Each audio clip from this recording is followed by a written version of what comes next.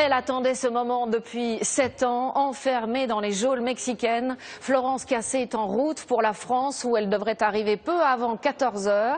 La décision de la Cour suprême est tombée hier soir comme une libération. Sa condamnation à 60 ans de détention a été annulée. Elle a immédiatement quitté sa prison pour rejoindre l'aéroport sous bonne garde. Elle était souriante mais encore très tendue. Anne-Charlotte Inet, Laurent Desbois. Voici la première photo d'une femme libérée.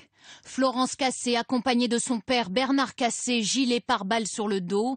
C'est ensemble qu'ils ont appris la nouvelle de sa libération. Les portes de la prison de Tepepan s'ouvrent enfin. Mètre après mètre dans ce 4x4 rouge, Florence Cassé goûte ses toutes premières minutes de liberté. François Hollande et Nicolas Sarkozy sont parmi les premiers à s'entretenir au téléphone avec elle. Son avocat Franck Berton confie sa joie après 7 années de combat. Une pensée pour ses parents, sa mère qui a fait combien de voyages, son père qui était avec elle ici, tous ces gens qui se sont battus, des anonymes, des politiques, tout le monde s'est battu pour Florence. Il doit y avoir aujourd'hui un sentiment de bonheur partagé partout, à la fois en France mais aussi au Mexique maintenant. Parce que moi je suis ici depuis 4 jours, tout le monde dit du bien de Florence. Et chacun espérait quand même que la Cour suprême libérerait Florence. C'est chose faite, il était temps, 7 ans, on tourne la page.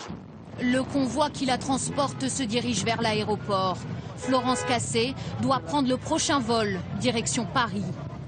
Les photographes réclament un cliché, mais à travers la vitre du véhicule, la jeune femme préfère se cacher des objectifs.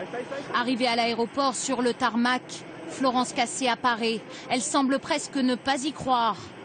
Dans quelques heures pourtant, elle foulera le sol français. À l'intérieur de l'avion, ultime photo de la jeune femme, souriante, forcément soulagée.